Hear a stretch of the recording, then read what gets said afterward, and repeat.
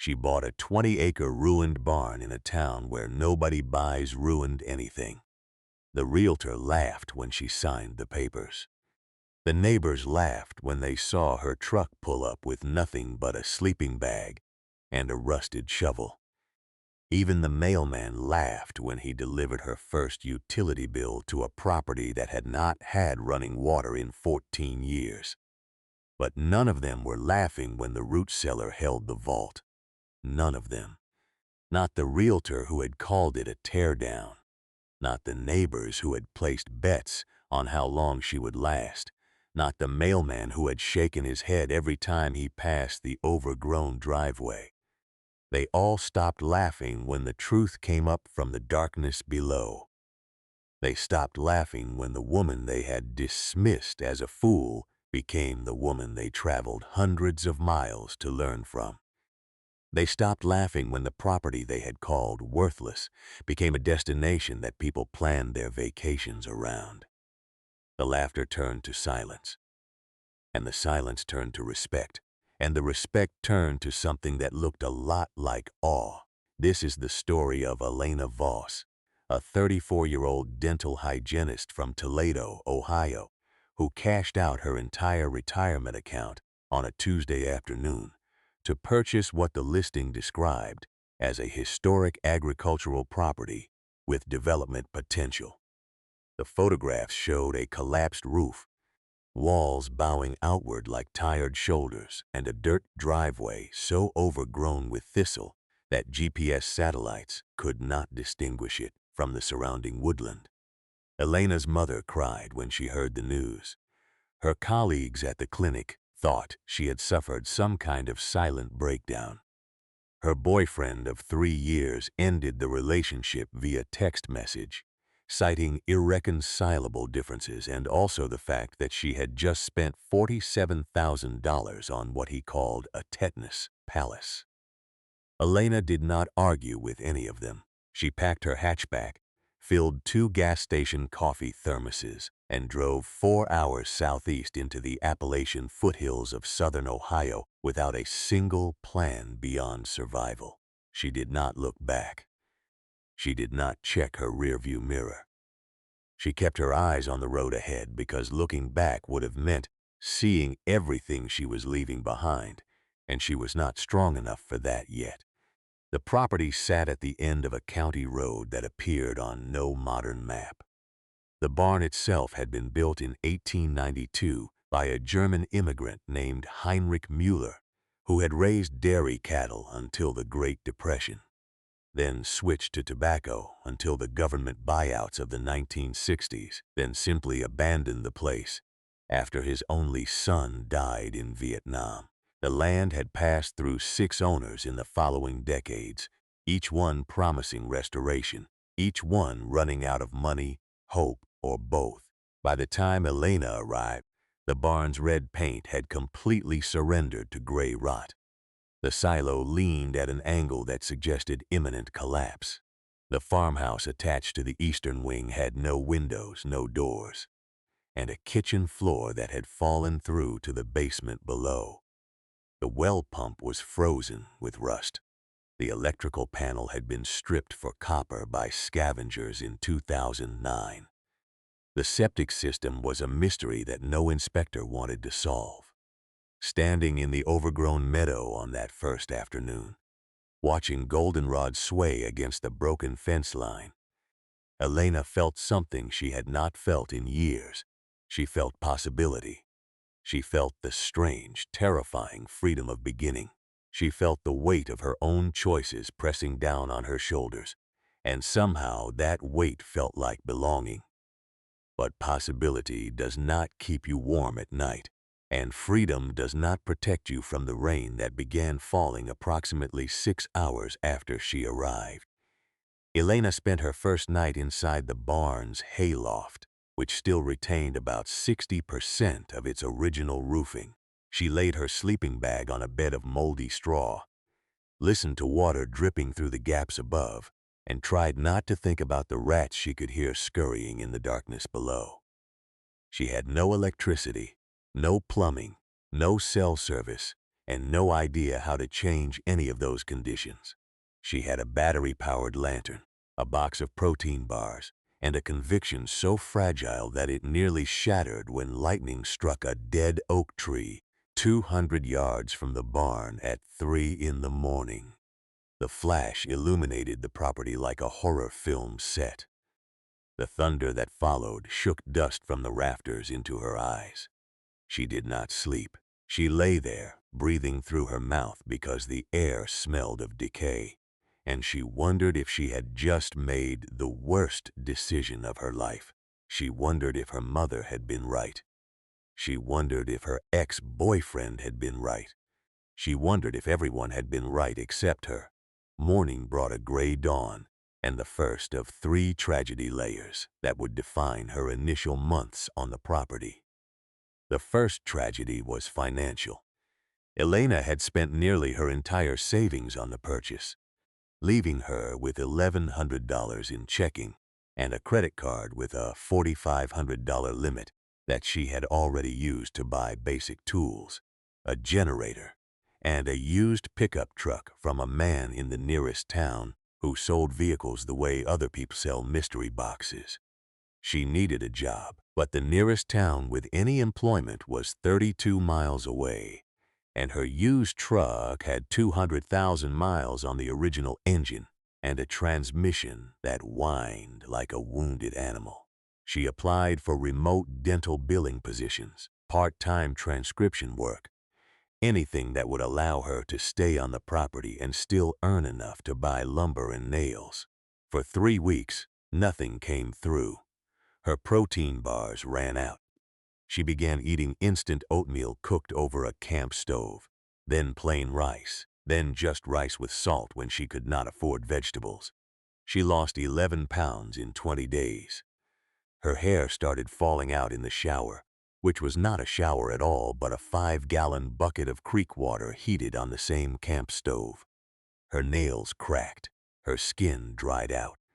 Her eyes developed dark circles that made her look like a stranger in the mirror. The first tragedy was that she had traded comfort for hunger, security for uncertainty, and nobody believed she would last. The second tragedy was social. The town of Millbrook, population 840, did not welcome strangers with open arms. It did not welcome them with closed arms either. It simply did not welcome them at all. Elena drove into town for supplies exactly twice in her first month, and both times she felt the weight of stares pressing against her like physical force. At the hardware store, the owner asked if she was lost. At the grocery store, the cashier did not make eye contact. At the gas station, a man in a faded camo jacket told her that the Mueller place was cursed, that Heinrich had hung himself in the hayloft in 1942. That every owner since had suffered some kind of misfortune. Elena did not believe in curses, but she understood isolation. She understood what it meant to be the only person within 5 miles who did not know the local history, the family connections, the unspoken rules of rural belonging. She stopped going to town. She began ordering supplies online, paying exorbitant shipping fees to have bags of concrete delivered to a mailbox that sat a quarter mile from her actual residence. She spoke to no one for days at a time. Her only companions were the barn swallows that nested in the rafters and a feral cat she named Chairman because he acted like he owned everything he surveyed. She started talking to herself just to hear a human voice. She started singing while she worked just to fill the silence. The second tragedy was loneliness. The kind that settles into your bones and makes you question whether human connection is something you have lost or something you never truly had. The third tragedy was structural, and it nearly ended everything. In late October, after 6 weeks of clearing brush and stabilizing the barn's foundation with nothing but a post-hole digger and determination, Elena discovered that the entire western wall of the main barn was sitting on a sill beam that had been completely hollowed out by carpenter ants and dry rot. One hard winter, one heavy snow load, and the entire structure would pancake into itself. She had two options. She could walk away, declare bankruptcy, and return to Toledo with her tail between her legs. Or she could somehow lift a 40-foot wall, replace a 12-inch by 12-inch beam that ran the entire length of the structure, and lower the wall back into place without killing herself or destroying what little remained of the building. She chose the second option because she had already burned every bridge that would have allowed her to choose the first. She borrowed a hydraulic jack from a man she met on a farming forum who lived 40 miles away. She spent 3 days building temporary supports out of scavenged 4x4s. She jacked up the wall 1/4 inch at a time, shimming as she went, her hands shaking so badly she could barely hold the hammer. When the old beam finally came free, it crumbled in her hands like ancient bread. She slid the new beam into place, lowered the wall, and sat down in the dirt and cried for 40 minutes without making a sound. The third tragedy was that she had saved the barn, but she had no one to tell, no one to celebrate with, no one to confirm that what she had done was even real. She had performed a miracle in a vacuum, and the silence that followed was deafening. By November, Elena had developed a routine that would have broken most people, but somehow sustained her.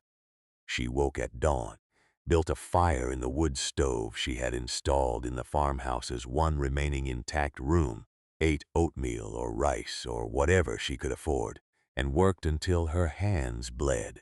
She replaced the roof on the hayloft using salvaged metal sheeting from a demolished chicken coop she found listed for free on a local classifieds page.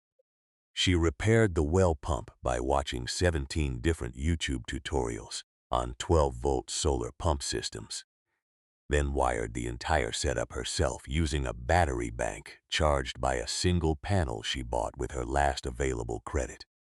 She insulated the farmhouse room with bales of straw and heavy plastic sheeting, creating a space that stayed above freezing even when the temperature outside dropped to single digits. She was not thriving. She was surviving, but survival, she discovered, had its own strange dignity.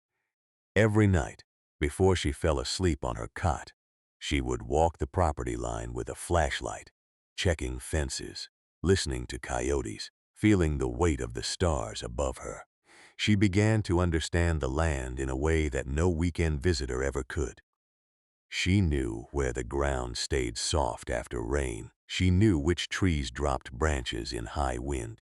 She knew the exact spot where the creek made a sound like a woman humming. She was becoming part of the place, and the place was becoming part of her. But survival without progress is just slow defeat, and Elena knew she needed something more than daily maintenance to justify the sacrifices she had made. She needed a project. She needed a vision. She needed to believe that the barn could be more than a monument to her stubbornness. In early December, with winter settling in and her remote transcription job finally starting to pay a few $100s a month, she decided to tackle the root cellar. Every old farm has a root cellar, an underground space designed to keep vegetables cool through the summer and unfrozen through the winter. The Mueller place had one located beneath the kitchen wing of the farmhouse, accessible through a set of stone steps that descended from what had once been a pantry. The entrance had been partially collapsed for decades, blocked by fallen timbers and accumulated debris. Elena had avoided it since her arrival, telling herself she would get to it eventually, knowing subconsciously that she was afraid of what she might find in the darkness below. But winter forces you to confront what you have been avoiding with outdoor work limited by snow and frozen ground. The root cellar became her only viable project. She spent 3 days clearing the entrance, hauling out rotted wood, broken glass, and what seemed like several generations of rodent nests. The stone steps were slick with ice and black mold. Her lantern cast shadows that seemed to move independently of the light source. At the bottom of the stairs, she found a heavy wooden door reinforced with iron bands, swollen shut from decades of moisture and disuse. She attacked it with a pry bar, a sledgehammer, and eventually a come-along winch attached to the kitchen floor joists above.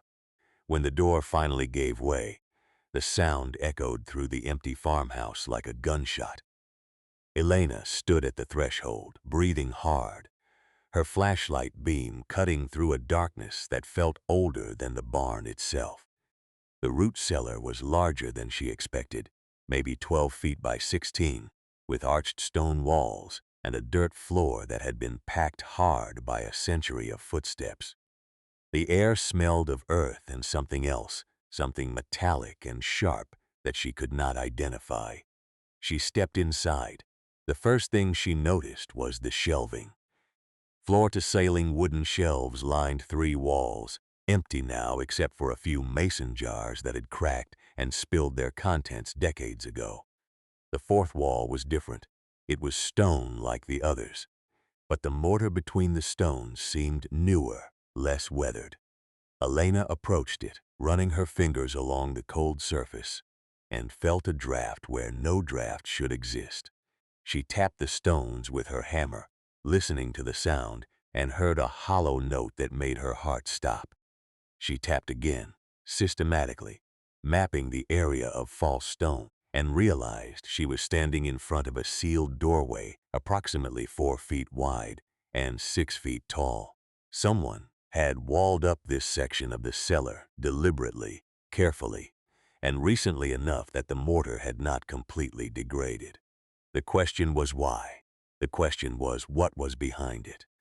The question was whether Elena Voss, alone in a ruined barn in the dead of winter, had the courage to find out. She did not sleep that night. She sat in her straw-insulated room, staring at the lantern flame, thinking about Heinrich Müller and his dead son, and the 6 owners who had come after him. She thought about the man at the gas station and his talk of curses. She thought about the hollow sound of the stone wall and the metallic smell in the cellar air. She could have walked away. She could have sealed the entrance back up and pretended she had never found the false wall. She could have continued her slow, grinding restoration and never known what waited in the darkness below. But Elena had not come this far to choose ignorance. She had not sacrificed her savings, her relationships, and her comfort to live in a beautiful lie. The next morning, she went back down those stone steps with a sledgehammer, a chisel, and a determination that bordered on madness. The wall came down over the course of 4 days. Elena worked carefully, preserving the stones she removed in case she needed to rebuild the opening later. Behind the false wall, she found not a tomb or a horror or a curse, but a second chamber, smaller than the root cellar, with a vaulted stone ceiling that suggested construction far more sophisticated than the rest of the farm. And in the center of that chamber, half buried in the dirt floor, sat an iron door. Not a door in a wall, a door in the ground, a hatch, a vault. It measured roughly 4 feet square, with a wheel-lock mechanism like something from a submarine movie, rusted but still intact. Elena knelt beside it, her breath coming in short gasps that had nothing to do with exertion. She had found something. She had no idea what, but she had found something that did not belong in a root cellar, something that had been hidden deliberately by someone who understood construction, security, and the value of secrets. Before I tell you what was inside that vault, I need to ask you something. I want to know where you are watching this from right now. Are you in a city apartment with traffic noise outside your window? Are you on a farm yourself, taking a break from morning chores? Are you in another country, curious about American restoration stories? Drop your location in the comments. I read every single one, and I want to know who is out there listening to this story. It matters to me. It matters because this story is about finding community in unexpected places, and you are part of that community now. So tell me, where are you watching from? Now back to the vault. Elena spent 2 days trying to open the wheel lock. The mechanism was rusted nearly solid, and she did not want to damage it with force. She soaked the seams with penetrating oil, tapped the wheel gently with a rubber mallet to break the corrosion, and worked it back and forth in quarter-inch increments. On the second afternoon, with her hands cramped into claws and her shoulders screaming, the wheel broke free. It turned with a sound like bones grinding, and then with a smoother motion that suggested hidden gears still functioned beneath decades of neglect. Elena pulled upward on the hatch, and it opened with a rush of air, so cold it felt refrigerated. The vault was not a room, it was a shaft. A ladder descended into absolute darkness, and Elena could not see the bottom. She lowered her lantern on a rope, watching the light shrink until it seemed no larger than a star, and still it did not reach the floor. The shaft was deep, deeper than any root cellar had a right to be, deeper than any farm building would logically require. She sat on the edge of the opening, her legs dangling into the void, and made a decision that would change everything. She went down, slowly, carefully, testing each rung of the iron ladder before committing her weight. The shaft was lined with concrete, smooth and professionally poured, with none of the rough stonework of the cellar above. It descended 30 feet, then 40, then 50, until Elena felt the pressure change in her ears and knew she was far below ground level. At 63 feet, her lantern finally illuminated a floor. She stepped off the ladder into a space that should not exist beneath a ruined barn in rural Ohio. The room was circular, 20 feet in diameter, with walls of reinforced concrete and a ceiling that arched like a cathedral dome. The floor was tiled with ceramic squares in a black and white checkerboard pattern that had somehow remained pristine despite a century of disuse. And along the walls, arranged in neat rows on metal shelving that showed no sign of rust, sat containers, hundreds of them. Glass jars, metal canisters, wooden boxes, leather satchels. Some were labeled in German, some in English, some in languages Elena did not recognize. She stood in the center of that impossible room, turning in a slow circle, and understood that she had discovered something far beyond her comprehension. She had found Heinrich Müller's true legacy, and it was not dairy cattle. The first container she opened was a wooden box the size of a briefcase. Inside, wrapped in oilcloth, she found documents. Hundreds of pages of handwritten records, dated from 1892 to 1941, one detailing something called the Appalachian Preservation Society. The papers described a network of German immigrants, skilled craftsmen, and displaced artisans who had pooled their resources to create hidden repositories across the eastern United States. The purpose was preservation, not of food or wealth, but of knowledge, technical manuals, blueprints, formulas, recipes for alloys, medicines, dyes, and materials that had been lost or suppressed during the rapid industrialization of America. Heinrich Müller had been the Ohio coordinator, and this vault was his regional archive. The dairy farm had been a cover. The barn had been camouflage. The root cellar had been the lock, and the vault below was the treasure. Elena spent the next 3 months cataloging the contents, working by lantern light in the underground chamber, emerging only to eat and sleep, and occasionally check on the barn's structural integrity during winter storm. She found glass jars containing seeds from plant varieties that had been declared extinct by the Department of Agriculture. She found metal canisters with microfilm records of architectural techniques used in European cathedrals, techniques that had never been published in English. She found leather satchels with handwritten medical journals from the 1890s, documenting herbal remedies and surgical procedures that predated antibiotics by decades.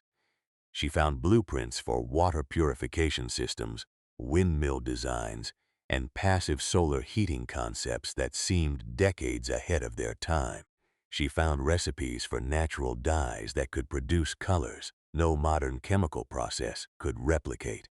She found instructions for building a forge that required no coal, only wood and steady airflow.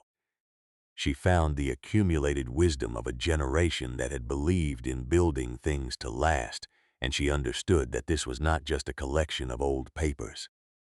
It was a gift across time, a message in a bottle that had taken a century to reach its intended recipient. The vault was not a hoard of gold. It was something far more valuable. It was a time capsule of lost ingenuity, a repository of practical wisdom that the modern world had forgotten it needed.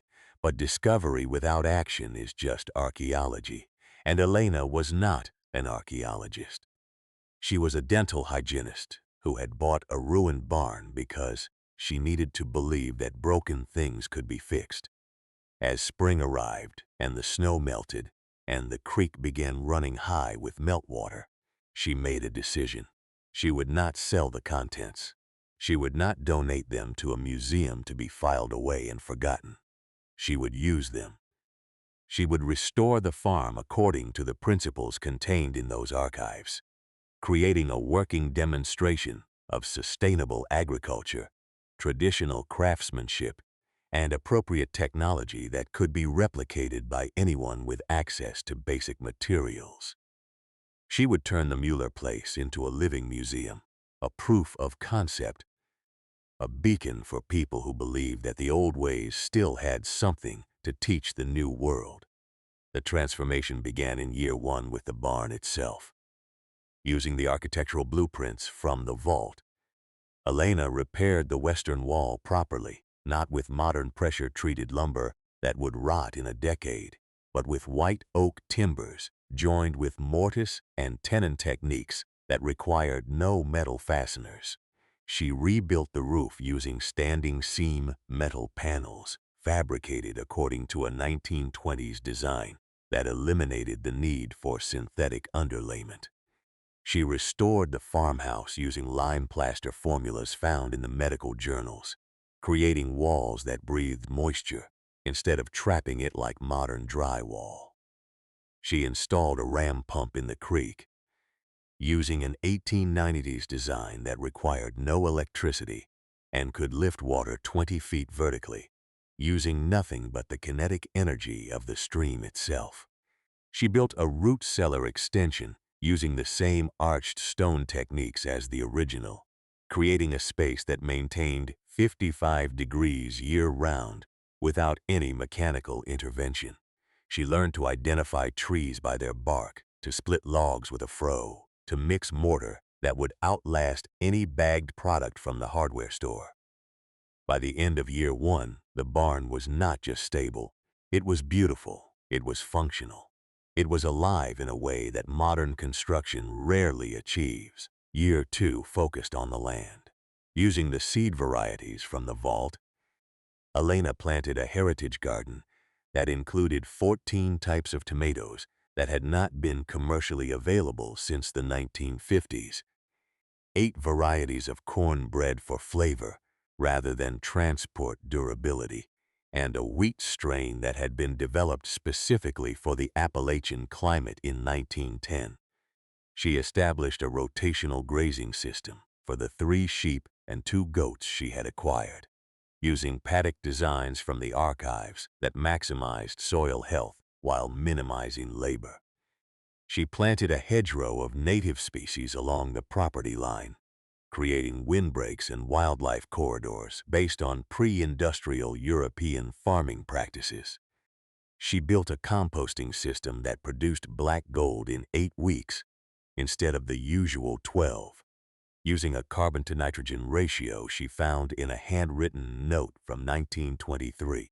She learned to save seeds, to graft fruit trees, to read the weather in the behavior of insects. The land began to respond. Soil that had been compacted and depleted started to soften and darken. Wildflowers returned to the meadow. Birds nested in the hedgerow that had not been seen in the county for 20 years. The farm was not just producing food. It was regenerating an ecosystem that had been waiting decades for someone to care. Year 3 brought community. Elena started documenting her work on a YouTube channel she called The Vault Farm, posting videos of her restoration techniques, her heritage crops, and the historical context she was uncovering in the archives below. The first video received 47 views.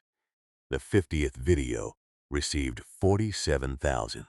By the end of the year, she had 200,000 subscribers, a waiting list of volunteers who wanted to learn traditional skills, and invitations to speak at agricultural conferences across the Midwest. The town of Millbrook, which had once ignored her, began sending representatives to ask about economic development opportunities. The hardware store owner, who had asked if she was lost, now special-ordered hand tools based on her specifications. The man in the camo jacket who had warned her about curses showed up one morning with a chainsaw and asked if she needed help clearing the back pasture. Elena said yes. She said yes to everyone who came with genuine curiosity and willing hands. The farm was no longer hers alone. It belonged to everyone who believed that the past could inform the future. By year 4, the numbers told a story that no skeptic could dismiss. The farm produced 87% of Elena's food needs, reducing her grocery bills from $400 monthly to less than $50. Her energy costs, thanks to the solar system, the ram pump, and a wood gasifier built from vault blueprints, averaged $12 per month. Her water was free, her heat was free, and her property tax was offset by agricultural exemptions she had not known existed until a county official saw her videos and called to explain the paperwork. She had invested approximately $63,000 total into the property, including the original purchase price and the farm's annual production value in heritage seeds, breeding stock, and educational workshops exceeded $40,000. The barn that had been valued at $0 by the county assessor was now insured for $175,000 based on replacement cost using traditional materials. The 20 acres that had been classified as marginal farmland were producing yields per acre that exceeded conventional operations in the same watershed. The woman who had arrived with a sleeping bag and a rusted shovel had built something that economists, engineers, and environmentalists were studying as a model for resilient agriculture. But the most important numbers were not financial. They were human. In 4 years, Elena had hosted over 400 volunteers from 17 countries. She had trained 32 apprentices who had gone on to start their own restoration projects. She had supplied heritage seeds to 280 gardeners across the United States. She had answered over 10,000 emails from people asking how they could apply vault techniques to their own situations. She had received letters from elderly farmers who recognized seed varieties their grandfathers had grown, from young couples who had used her videos to restore their own abandoned properties, from engineers who were adapting 19th-century water systems for modern disaster relief. A woman in Michigan wrote that she had used the vault's natural dye recipes to start a textile business. A man in Oregon built a ram pump identical to Elena's and irrigated 5 acres without electricity. A teenager in Georgia restored his grandmother's porch using the mortise and tenon techniques Elena had demonstrated. The vault had started as a secret, a hidden chamber beneath a ruined barn. But it had become something else entirely. It had become a conversation. It had become a movement. It had become proof that the things we discard, the places we abandon, and the knowledge we forget still have power if someone is willing to do the work of resurrection. And then came the day when Elena stood in the hayloft of her restored barn, looking out over 20 acres of thriving farmland, and realized she had become the person she needed when she first arrived. She remembered the rain on her first night, the rats in the darkness, the crying in the dirt after replacing the sill beam. She remembered the loneliness, the hunger, the fear that she had destroyed her life for nothing. She remembered the moment she first tapped that false wall in the root cellar and heard the hollow sound that changed everything. She had not found gold or jewels or buried treasure in the traditional sense. She had found something better. She had found purpose. She had found that the act of restoration, whether of a barn or a life, requires the same ingredients: patience, courage, willingness to work without guarantee of success, and the humility to learn from those who came before. The vault is still there, 63 feet below the root cellar. Elena has added her own containers to the shelves, documenting everything she has learned, everything she has adapted, everything she has proven possible. She has become the new coordinator of the Appalachian Preservation Society, a role that exists in no official capacity, but matters more than any title ever could.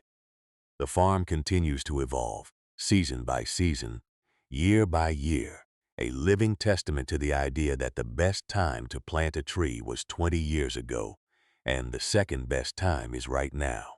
The barn that everyone laughed at has become a landmark. The woman who everyone pitied has become a teacher. The property that was worthless on paper has become priceless in practice. So here is what I want you to take from this story. The world will tell you that ruined things should be demolished, that broken people should start over somewhere else, that old knowledge has no value in a modern economy. The world will laugh when you buy your own ruined barn, whatever form that takes in your life. Let them laugh. Let them doubt.